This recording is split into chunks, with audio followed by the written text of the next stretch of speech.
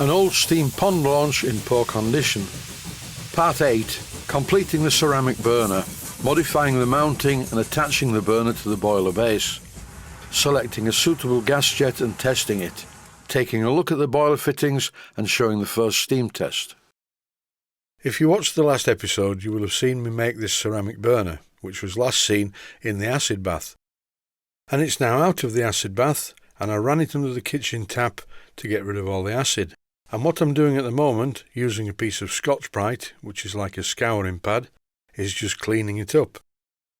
I'm going to paint this anyway, but I thought I'd give it a good clean, because it's always good to get rid of every trace of any silver solder flux residue. So now I have a ceramic burner, which doesn't fit in the boiler's mounting plate.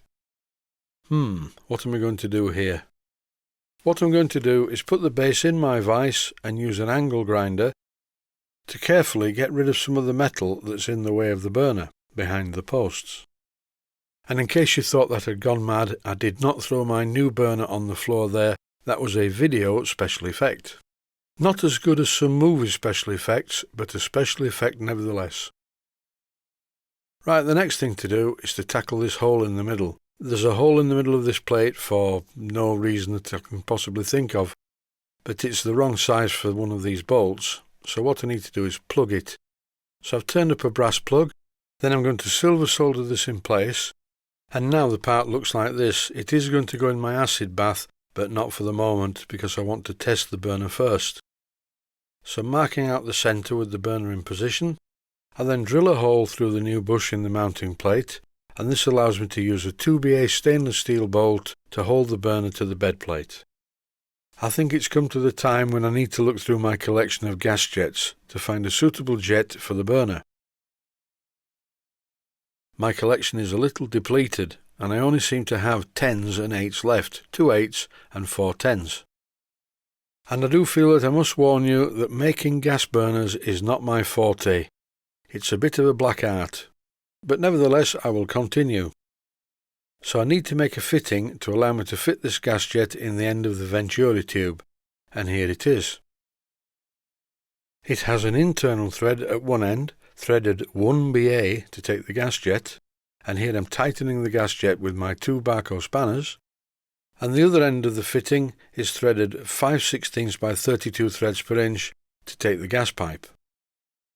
Not forgetting to tighten this as well. This is very important. You do not want any gas leaks.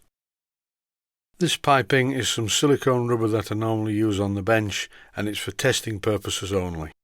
The gas installation in the boat will be silver soldered copper piping throughout. But for the moment, to make sure that the silicone rubber doesn't come off the valve, I'm just using a cable tie to hold it in place. Now I'm testing the valve and making sure that the temporary joints are all gas tight, because I will not be able to test the burner if I am personally on fire. It's now time to light the burner for the first time and see what happens. And it's quite good. Yes, that's what I want it to look like. Nice and red and rosy and very, very hot.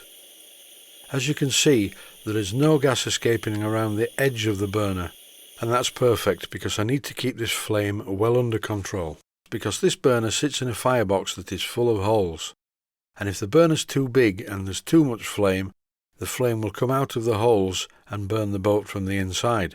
Not a good idea. I'm actually quite pleased with this burner. The gas burns very cleanly in it, and there is no bad smell in the workshop. Some gas burners are really bad. They do not completely burn the gas, so you get like a mothball smell coming out of the chimney. Usually this is down to not having enough oxygen to get complete combustion, and you can get a carbon monoxide problem, but I don't think I'm getting it with this burner, and I'm very pleased about that because I haven't died. On screen at the moment you can see that I've just half filled the boiler with water, so now it's time to light the burner in the firebox. And what you can't see at the moment is me sniffing the funnel. Not that I hang around in places where there are boilers and sniff the funnels, but what I'm looking for is this horrible smell that comes from a lot of gas burners. And no, it's as fresh as a daisy. Sometimes burners are okay in free air, but when you put them in the firebox part of the boiler, they'll start to emit fumes. Yes, one day all gas fireboxes will look this way. That's a really hot flame. And there's no great roar, it's running very quietly. Now there is some pressure in the boiler and you must not do this. I'm doing it so that you won't do it.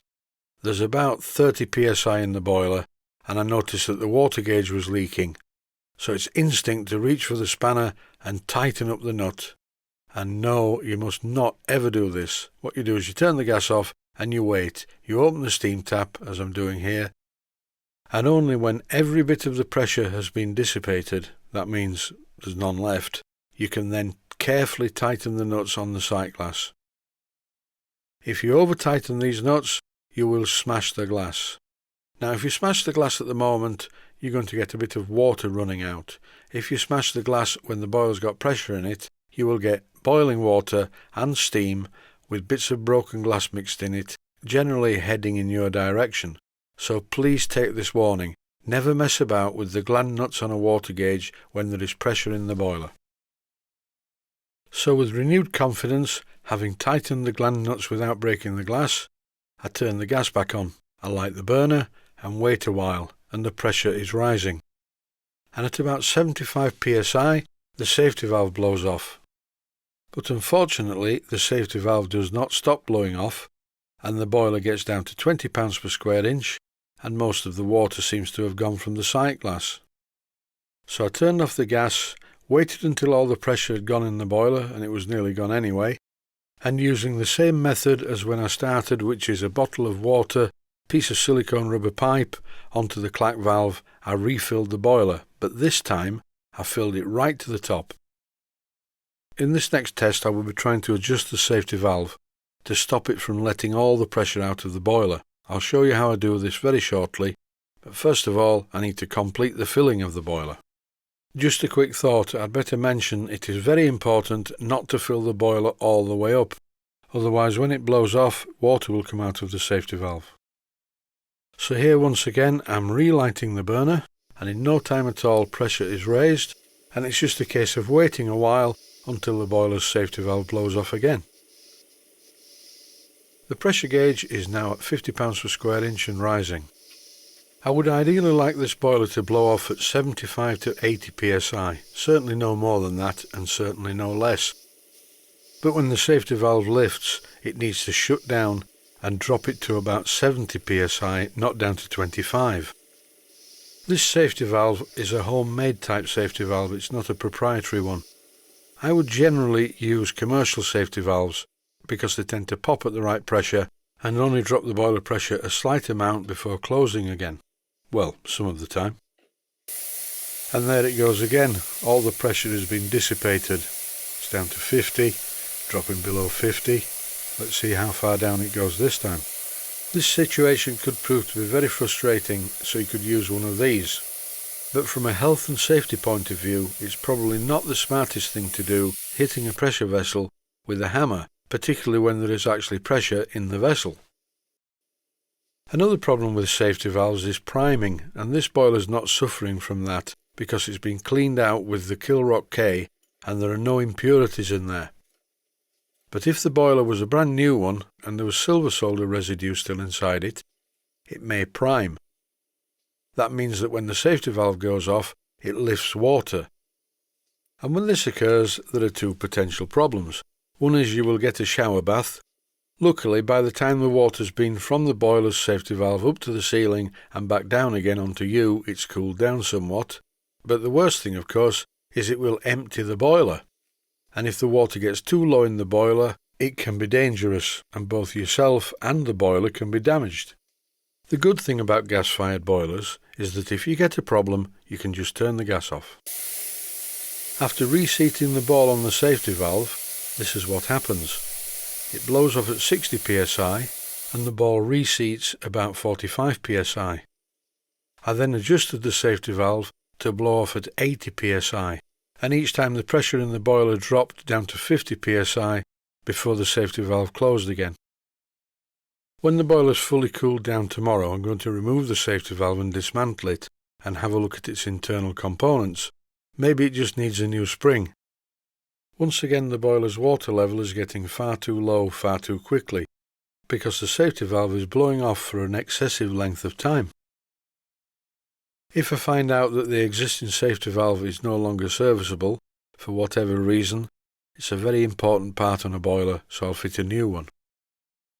And finally, a health and safety notice. Always unscrew the gas tap from the gas canister when you've finished playing with your boiler. Thanks for watching, and as always, I hope you found it useful. Please take the time to visit my Mainsteam Models website and click on the section of the website that says Video Playlists. And by doing that, you can find other videos that you may like to watch. And by using the playlists, you can actually watch the videos back to back.